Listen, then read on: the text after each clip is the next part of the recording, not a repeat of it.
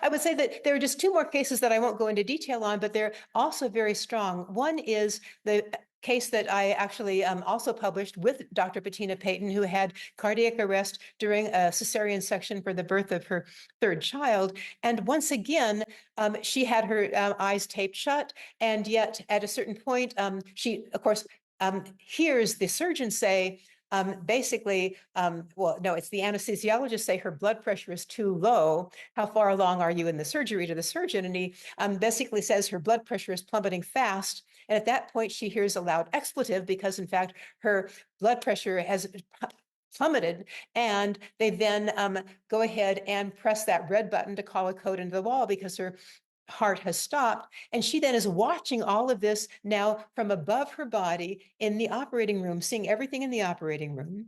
She then leaves for a period of time and goes, she says, she realizes it's not another realm. It's another state of consciousness that she is in, where she feels one with this sparkling like intelligence. And she feels totally happy there, but then is told, you have to go back. She goes back, enters the operating room, and sees the code team rushing into the room, trying to revive her. And then this white-haired surgeon coming in, weaving his way through the room to her side, taking his hand, reaching into her blood-filled abdomen, locating the aorta, clamping his finger around it, clamping it shut. And that's when her heart stops pumping again. And she knows that she's going to live because she's watching all of this happening.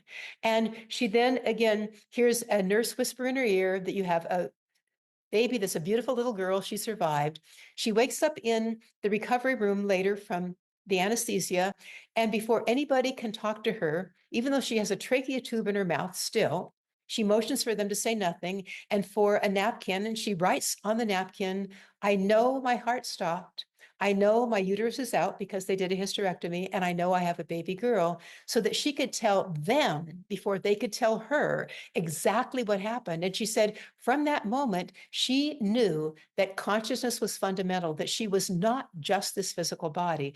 And she had been an atheist ahead of time, but that experience now told her, I'm much more than my five senses and the neurons in my brain.